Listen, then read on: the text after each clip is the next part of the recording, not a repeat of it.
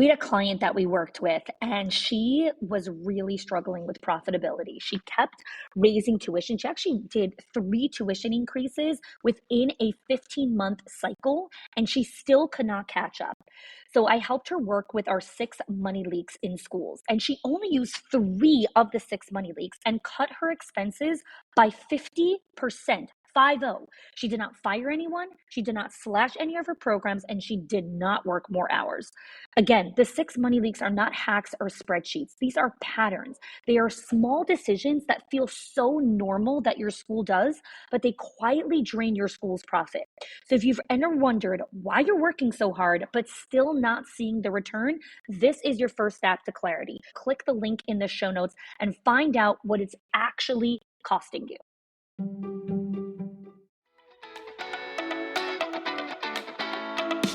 Welcome to the Schools of Excellence podcast, where we have conversations about education, leadership, and building a school of excellence.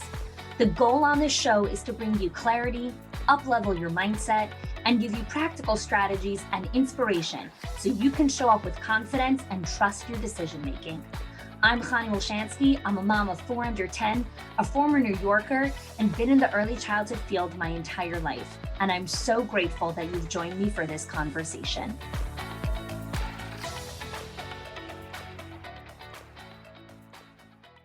Hey there, and welcome back to another episode of the Schools of Excellence podcast. So this is an exciting time. I am actually just going to take a few seconds here and just kind of update you on what's been going on in my life. I'm actually been dedicating the last couple of weeks to mapping out what my summer schedule looks like, both in the business and personal life with the kids. Our oldest son, Mendel, will be turning 12 this month. He's actually going to sleepaway camp for 8 weeks. So we're preparing for that. My kids will be in day camp this summer. We're looking at planning some getaways and vacations with the kids, maybe getting away just my husband and I. So that's kind of what's going on here at the home front in Florida at the Wolshansky house. So today's episode is a very different kind of episode. It was actually, I recorded this live. It is about a conversation that I've been having over the last several months with so many different clients and leaders in this community about the paradox of self-reliance and community.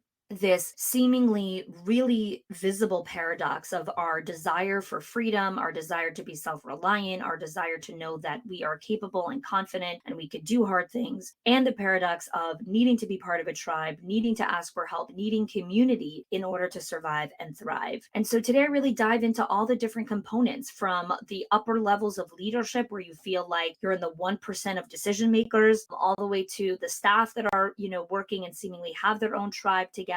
So this is a different kind of conversation, and I hope that you enjoy and take some insight and relevancy into just what the journey of life and leadership is all about. It's never this, one answer, this myopic approach. There's all these different paradoxes and dichotomies that exist within the beautiful worlds of leading a team to excellence.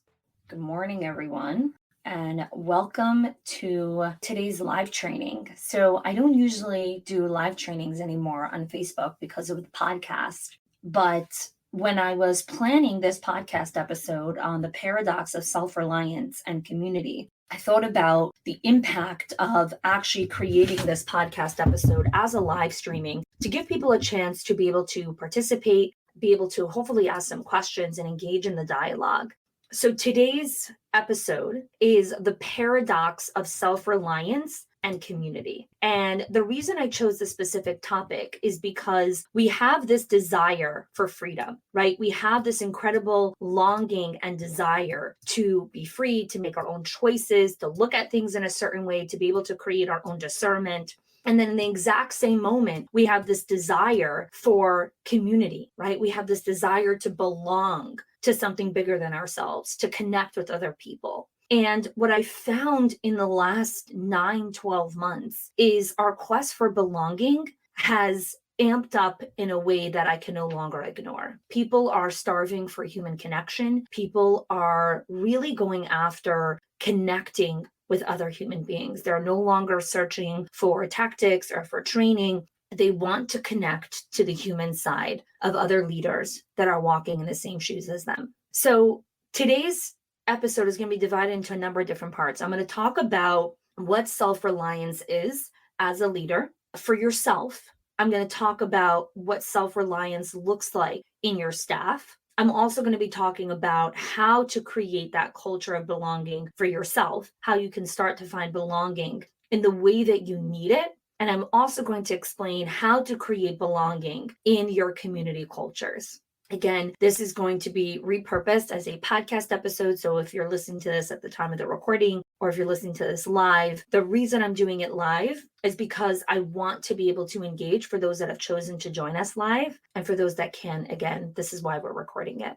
So let's go into the definition of self-reliance. Okay, there's 3 parts to this. Number 1 is thinking independently. Okay, a big part of being a self-reliant human being is your ability to form your own opinions and thoughts and not getting wrapped up into groupthink, which is a huge issue that we're seeing in the world today. Number 2 in self-reliance is embracing your own individuality, right? Every single person is an individual, is unique, is created in its own way. And part of being a self-reliant leader is understanding how to embrace your own individuality. The third piece of self-reliance is striving towards your own goals, right? Your ability to make your own decisions, to create your own goals, to set your own mile markers and strive towards them, right? Create tangible plans that will get you towards your goal. So those are the 3 components of self-reliance. Now, why is it so important to understand why community and self-reliance create this paradox and why we want to be free, but we also want to be connected? Currently, in this season, we're in a pandemic of loneliness. What does that mean? Well, medical experts are actually comparing, okay, this is very interesting, the impact of loneliness to the equivalent of smoking 15 cigarettes a day. Okay, so the impact that loneliness has on a person's physical body is the equivalent of smoking 15 cigarettes a day. It is worse than obesity. They talk about people that live in isolation, people that are isolated have a shorter lifespan. Okay, loneliness is the lack of meaningful connection with the people that you need in your life. That is what loneliness feels like, right? You are not connected and having meaningful connections, not connected on Facebook, people that you need in your life. So what happens is in this loneliness is that you struggle to connect and find people who understand you, who can actually relate to your experience. You think you're the only one, right? Now, again, if you're live, just give me a yes in the comments. Like, yes, sometimes I feel like I'm the only one. This is actually a summer series that we're going to be releasing called You're Not the Only One. And we're going to be releasing a 3-part series with conversations and real stories with real leaders. So you can understand you're not the only one. You can believe in your heart and your soul when you hear these stories, you're not the only one that's going through these things. So that's an upcoming summer series. And if you are interested in connecting with that, make sure you subscribe to the podcast so that you can be notified when we release them. So loneliness, I want you to take a few minutes here to reflect on, am I really feeling lonely, right? Sometimes we dismiss because we're in survival and we don't even take a moment to recognize, am I lonely, right? So the first thing to recognize in leadership is no one is coming to check on you or manage your workload. No one is taking care of you. No one is asking you, what did you do to fuel yourself today? No one is asking you, are you okay? Right? You do this for your staff all the time, right? You're always asking your leadership team, are you okay? Do you need me to help you manage your workload? Did you take time to take care of yourself? Are you okay? Right? No one's checking up on you. Okay. So the first thing I want you to think about is, where is this loneliness coming from? Okay. Is the loneliness coming from this feeling of, you know what? I just need to get coffee with a couple of girlfriends, or I need a conversation with a mentor to make an important decision, or I need to, just hang out with some friends and blow off some steam, right? Where is the loneliness coming from? If you think about the worst punishment that there is in prison, it's solitary confinement, right? It's being alone. And yet the people that are listening to this, who are in positions of leadership at the highest levels, you voluntarily put yourself into solitary confinement almost every day, right? Because the problems and challenges that you need to solve aren't solved by the teachers or your leadership team. You see, most people don't wake up trying to solve the same challenges as you. They don't. Most people are not waking up thinking about the issues and challenges that you need to solve. So even when you're sitting at a family gathering, you can feel isolated, right? Like, gosh, what are we talking about here? Like, this is not what's on my mind. Let's take it a layer deeper. Only 4% of businesses in America have revenue over the 7-figure mark, which means if you're a childcare owner and a school leader, you're already in a minority. And now take it even a layer deeper. If you are a childcare owner who's running a 7-figure company, and there are many, I work with a lot of them, you're from this tiny, tiny percentage of leaders on the planet. So you are breathing very different air than most people. So what does that mean? Okay. How do we address this? Right? Sometimes you'll go into conversation and the vast majority of people that you connect with cannot help you. The vast majority of people that leaders at a high level connect with cannot help them because they're not sitting in your position. There's no context to the experience to create connection. There's no context. And so without connection, you can't be vulnerable. And so what you're experiencing is this struggle for success, but other people don't understand this. And so there's this disconnection. You're like, do you understand? Do you not really understand? They don't have context to what you're going through. They don't understand the way that you make decisions. I remember I was having a conversation with a friend of mine, and I told her that she was asking me like how I hire, stuff like that. And I told her that I have this agency that I work with. And she's like, how much money does it cost to hire an employee? So I told her, and she's like, oh my God, I would never spend that kind of money. And I remember laughing to myself, and I was like, you don't understand the context why I invest that kind of money to make that kind of hire, right? We're playing at a different level. We're just playing at a different level. The mentorship and community that you need to break down the proverbial tribal and geographical barriers, because the chances of you finding this kind of community in your backyard are very rare. You're not going to find it. You're not going to find it. You're not going to find the type of community that you need at this level of leadership. When you are a childcare owner, when you are a childcare leader, you're sitting in the last 10% of leadership questions. You're not sitting in the tactical game anymore. So stop asking tactical questions. Your questions are, who's my next hire? Do I continue to spend my time here? What is the next business investment that catapults my growth? Why is this part of my culture making me uncomfortable? Is this the correct business model to continue to pursue? These are the most critical decisions and the ones that the vast majority of your current circle cannot help you with, right? This is why leadership is so challenging. The last 10% of leadership conversations are not about tactics. It's where you ask different questions. The last 10% of leadership is where you can send a text message to a friend or a colleague and you write, I need to fire someone. And she texts you back, I got you, girl. I have time at 8 o'clock tonight. Call me. Those are not conversations you can have with your spouse or your pet or your kids or your girlfriends. When you're sitting in this level of leadership and you need to make a fire, you need to talk to someone who's walked those shoes before. Because the person who's going to be on the phone with you is not just going to be there. They're also going to text back 3 hours later and check in on you. And then 3 days later and ask you, has the dust settled? Are you okay? You need people like that in your life. It's called creating community for yourself. When you're in leadership, you spend the vast majority of your energy with your team and your clients, and your families get the leftover, right? They get the fumes. Well, the fumes are not healthy. That's what I'm smelling right now from this fire. And so we look at our schedules, we look at all the things that we have to do and all the people we have to give energy to. And then we sometimes lie to ourselves. We say, but I have such a full schedule. It's amazing. It's full of all the things I love to do. Full schedules are not full lives. You can spend a whole day doing nothing, and it could be really restorative and refueling for you. Or you can spend a whole day being so busy and so angry and exhausted and burnt out at the end of the day. So I want you to think about for a moment, if you're listening to this and you're like, yes, I need a different kind of community. I need to be asking different questions. I need to be in a community, period. This is one of the reasons why I created our owners group and our legacy mastermind for our highest tier of owners. And you can definitely check the link in the show notes for more information on that, on the community of owners that we have and the community of CEOs that we work with.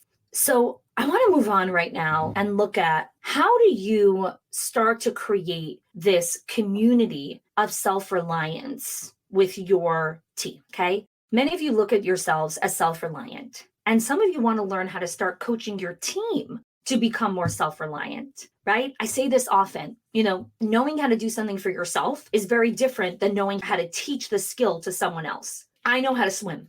I hired an instructor to teach my kids how to swim because having a skill of swimming and teaching someone how to swim are two very different things. And many times we conflict them. Okay. It doesn't work that way because when you teach and coach effectively, you have to remove yourself from the situation because you're not teaching your experience. You need to teach the meta skill. You can't teach your child how to swim, right? You have to understand the foundations. What are the core skills? What are the ripple effect of the skills? What do I teach first? What skill do I teach next? When you know how to do something, you don't necessarily remember in order you learned all of the skills and how they scaffolded on each other or how it was taught. You just know, I know how to swim now.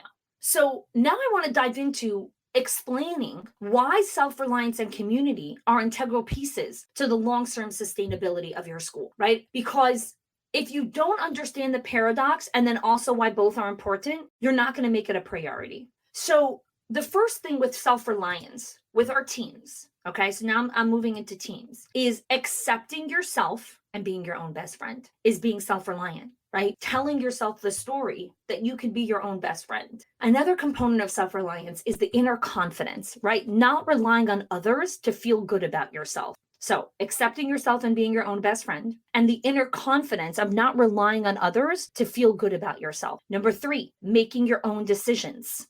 And number 4, having your own values that guide you. So when you think about your staff and what they need in order to have self-reliance, this is what they need. They need to learn how to accept themselves. They need to learn how to have this inner confidence. They need to learn how to make their own decisions. They need to learn how to have their own values that guide them. A school is a micro community. You need the individuals and the collective to work together for the bigger mission. You cannot build a micro community with one brain, one person leading and managing and making all decisions. You don't want helpers. Helpers need to be managed. You want leaders. Leaders make decisions. Leaders rely on their own inner confidence. They know how to lean on the team. So we need people that are self-reliant, and we also need people that know how to ask for help. Right? This is discernment. Discernment is one of the 6 meta skills that I teach inside our inner circle in our Owners HQ program. Discernment is a skill that helps directors and staff understand when they need to level up. Okay, here's where I actually, make the decision on my own, and here's where I need to manage up. So many times our new leaders struggle with this, right? They come to us for some really silly decisions, but then they make their own decisions and certain things, and we're like, you needed to ask me, right?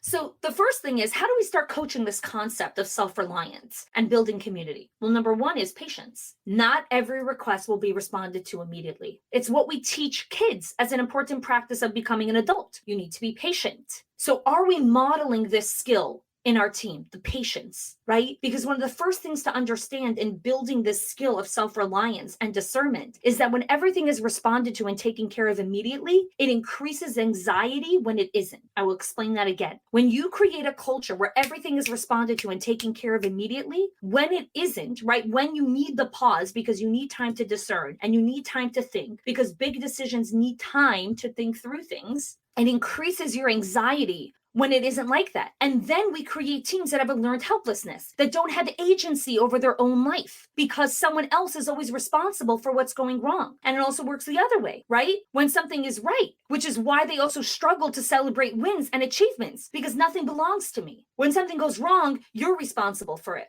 When something goes right, it wasn't really my idea, so I don't really celebrate it. I had this conversation with an owner a couple of days ago, an owner and the regional manager. They operate 4 centers. And they're really struggling with ownership from their directors. Like really, the directors are really not owning their centers and being accountable. And we were really trying to get to the root of what was going on. And as I was listening to them share different scenarios and different things that are going on, I realized that at the root of it, what's happening is something will go wrong in one of the classrooms and they'll wait for the directors to take care of it and the directors won't, and then they'll swoop in and just take care of it. And I said, do you see what's going on here? The directors have already learned they don't need to have difficult conversations with the teachers. They don't need to hold the teachers accountable because they're not accountable. Something will go wrong in the center and they'll just wait until you come fix it. They did not like hearing that. And that was a very difficult conversation because we ended the call. They were not happy because both of them were really deeply disturbed by recognizing that they are at the core of a lot of the issues that are happening in the center, where they have created a lack of accountability because they just go to take care of it themselves.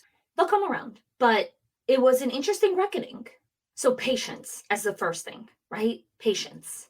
The next thing is we want them to be the self-reliant, right? Part of being self-reliant is the other side of being self-reliant is we take pride in, I don't need anyone. I got this. I don't need to ask for help. I hustled and grinded my way through life and figured it all out myself. So I don't need to ask anyone. I don't want to burden anyone in asking for help. I don't want to be considered needy.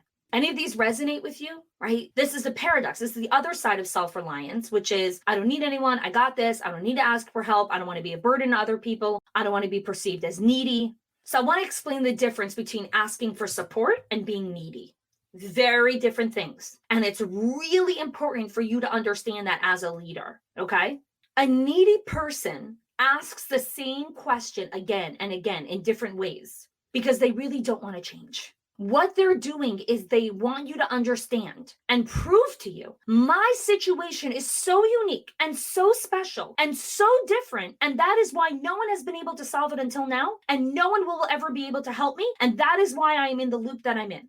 They want their problems to be unique so that they don't have to take responsibility. Because if my problem is so unique and so different, well, of course, that's why we haven't figured it out until now. That's why I don't have to take responsibility for this. When we go through loss sometimes and we experience something like losing a parent, the loss of a child, the death of a spouse, we think no one's ever going to understand me. And there might be people in your community right now, in your circle of friends that won't. But there is a group of people who have lost a child, who have lost a parent, who have had the death of a spouse, who could connect with you, who do understand your situation. And yes, their situation might not be exactly the same way, but you're connecting to the emotion. You're connecting to the story. That is a person who is seeking connection and support and not neediness. Neediness is you keep asking the same thing because you're looking for reassurance. My problem is so different. That's why I'm still suffering. And that's how we keep telling ourselves, I don't have to figure this out because my situation is so crazy. But people that are looking for support,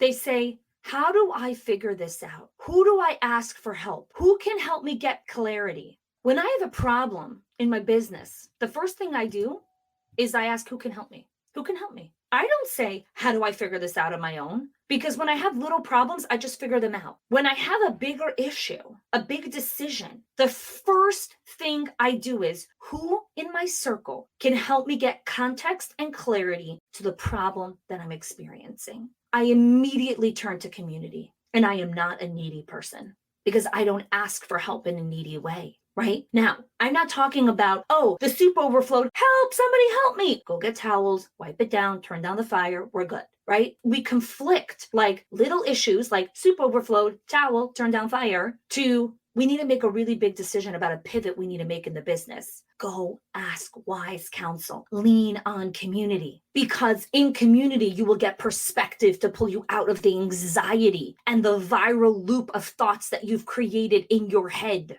And in community, they will guide you to ask the right questions. Is that the problem you're even trying to solve? Is that the correct filter to use when making that decision? They will give you perspective.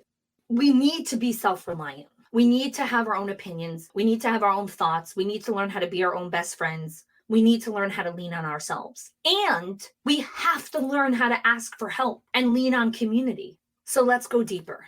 Why community? When we're talking about big things in life, they're not projects, okay? Your school culture is not a project. Marriage is not a project. Raising your kids is not a project. It's a practice in your life. It's your life's mission. Well, when something is a life's mission, it's ongoing. It's never like, oh, I solved a culture problem. We're good. Never got to deal with that again. Solve that problem with that kid. Oh, we're never going to have issues with raising our kids again. What? Seriously? It doesn't exist.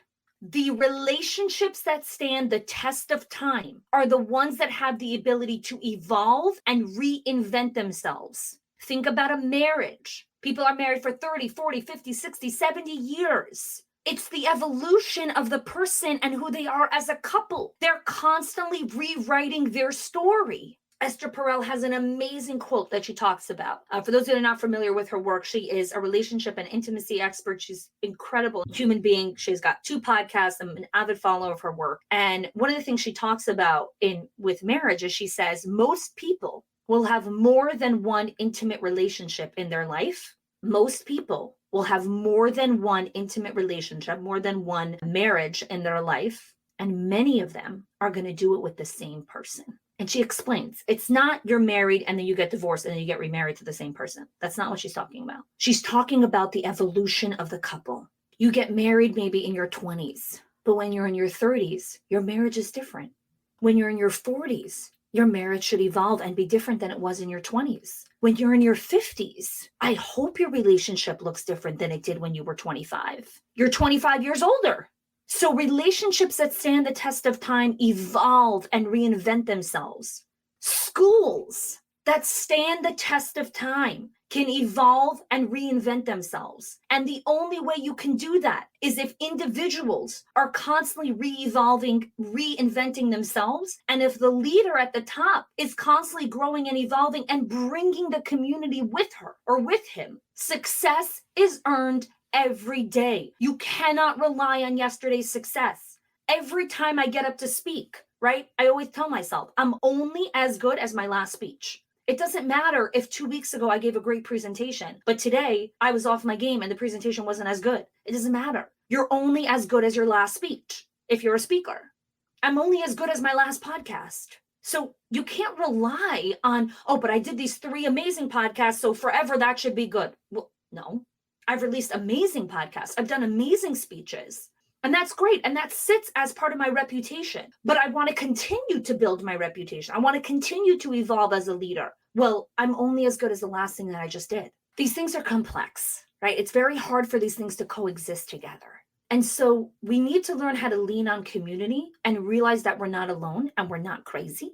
But we also need to know how to rely on ourselves. So I want to bring some things here together. I want to leave you with this. When we're stuck in our stories, our mind is trying to protect us. And so the ego wants to make our story unique to us. The ego wants us to believe, I'm the only one that's struggling with staffing. I'm the only one that's having a hard time hiring. I'm the only one that has turnover. I'm the only one that has this problem. I'm the only one who had someone walk out on them. I'm the only one who can't hire directors. I'm the only one who doesn't have a profit margin yet. I'm the only one who hasn't recovered from COVID yet. I'm the only one, only fill in the blank. Why? Why does the ego do that? Because the ego wants to make this story unique to you. Nobody has this level of difficulty. It gives us the excuse to stay stuck. It's only happening to me. That's why there's no answer. It's only happening to me. That's why there's no answer. That's why you got to get out of yourself and go lean in community. Because the moment you do is the moment you realize you are not alone. You are not alone. Me too. I just recently spoke at the AALL conference and I did 2 sessions. And one of the exercises that I did was having people at the group table connecting with one another. And when I asked people to share their insights of the exercise, everyone kept saying the same thing. I'm not alone. Me too. She said this. I'm also going through this. She said that. I'm also going through that. Me too. I'm not alone. When our minds know we're not alone, the creative side of our brain can open up and start seeing options and possibilities and other avenues for growth and success. So I want to leave you with a couple of things. Number 1, if you're an owner, if you're an executive, you need to remember that you're solving the last 10% of leadership. You're sitting in that 10%. When you're sitting in that 10%, you have to surround yourself with the right community of people, or you're going to keep asking the same tactical questions. The second thing is we need self-reliance. We need to trust our own opinions, our own decisions. We need to be our best friend. And then we also need to learn how to ask for help, not from a place of neediness. I once asked my coach, my business mentor, Todd Herman, I work with him for about 6 years now. And he and I, we talk all the time. And one of the things we were talking about is, this evolution of just our coaching and mentoring relationship. And one of the things that he was saying was, he's like, every time I talk to you, I'm so happy to solve any of the problems that you bring to me. And I'm like, why? Why, when I bring you an issue, are you happy to help me? And he's like, because I know you're going to take action. I know that when I give you advice, you're going to go take action and you're going to report back to me. Here's what worked. Here's what didn't work. People want to help. It's intrinsic. It's a part of our humanity to get up and help and support other human beings, to link arms with each other. But people don't want to help people who don't want to be helped themselves. right? When you're in this position of leadership and you have a teacher or you have a director who keeps coming to you with the same issue, it's exhausting. But when you have a director who brings issues to you, but she's like, hey, can you help me with this? And you give her an idea. She goes, she executes, she comes back. Hey, I did this worked, this didn't work. Can you give me a different idea? You are more than happy to share all your experience and all your ideas with her because she executes. This differentiation between neediness and support as a powerful reflection for yourself also. Do you come across as needy when you lean into community? And that's why you don't have your community yet. And how can you learn to start to show up from a place of wanting support and adding value to the community versus just taking? And the last thing is looking at your team and asking yourself, are we a micro community? Are we a community that shows up for each other? Are we a community that can lean on one another? Are we a community that will go to bat for the other person? Are we that kind of community? Do we know what's going on in each other's lives? Or are we each so committed to being independent and self-reliant that we forget that we also need other people? Life is a circle of life. Sometimes you're at the top and you're the person that's giving and taking care of everyone. And then life moves and sometimes you're here and you need support. But it keeps on moving. You're never always in the position to help. Sometimes you're the one that needs help. Are there going to be people that are ready to support you because you've also given value and shown up for them in their moments of need? This pandemic has created so much loneliness and isolation and so much self-preservation. I need to take care of myself. I need to make sure I'm okay. I need to do this. I need to do this. And we're seeing the impact of it. You cannot build a micro community when every person is only thinking about themselves and only fending for themselves and self-preserving and making sure, am I okay? Do I have everything I need? Look over and say, does this person have what they need? Does this person need something? Oh, this person's standing. They don't have a seat yet. Let me invite them to the table. Pulling ourselves out of our self-preservation. And that's the question I want you to sit with. I want to invite you to sit with. Am I staying in survival and self-preservation and just relying on myself, like, I got this, I got to hustle through this? Or can I pull myself out and do that by leaning in community and leaning in with other people who are so happy to link arms with me? I want to wish you all an amazing day. I want to thank you all for joining me here live, for those of you that joined me live. And I want to invite all of you, for whoever is interested in leaning into community, in wanting more training, in looking for mentorship and support. We have incredible programs, our Directors Inner Circle, our Owners HQ, our CEO Legacy Group. You can grab the link in the show notes, put the link inside of here as well, and apply and see if it's right for you. See if this is the right community and the right place for you to take your leadership to the next level. All right, thanks so much for joining me. Wishing you all an amazing, amazing day. Take care. So there you have it. The paradox of self-reliance and community. So for today, I would really love to continue the conversation in our Facebook group, the Schools of Excellence Lounge. If you are not yet a member, you could click the link in the show notes where you can join us there. It's our free Facebook group community. And if you are a member, I would love for you to join us in the dialogue. We'll have a post in there to continue the conversation. We'd love to hear what insights resonated with you from today's conversation. Today's episode is sponsored by the Directors Inner Circle and our Owners HQ program, which is our flagship programs for early childhood directors, owners, and executive leaders with training, coaching, and community to build their school of excellence. If you have been looking for a community, if you've been looking for professional development for yourself, for you as the leader, not for your staff, for you to become a better leader, for you to learn the skills, for you to have a higher level peer group and support community to take you to that next level, click the link in the show notes for more information and to apply for our programs. If you are loving the Schools of Excellence podcast and have gotten any value out of it for your school, I would love if you can do two things for me. One, subscribe to the show so you never miss an episode. And two, can you please leave us a review? Reviews help other school leaders know that this is the place to learn how to build a school of excellence. And I would be so grateful if you can do that for us. Your help and support makes this show to be able to be listened by the thousands of other school leaders all around the world. Thanks so much for listening, for giving us your time and attention each and every week. And I appreciate that you have joined us.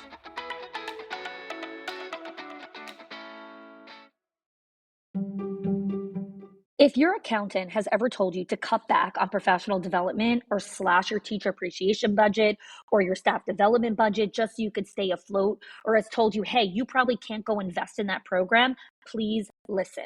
The problem is not that you're spending too much money on your people or yourself or your investment or your support system. It's that your school has invisible money leaks that are draining your profit, leaks that no spreadsheet will ever catch or accountant. So I created the 6 money leaks of schools that show you the 6 core areas that schools lose money every single month without realizing it. If you close even one of them, your profits will start to soar without sacrificing your team. Go get it now and stop blaming the things that are actually building your school.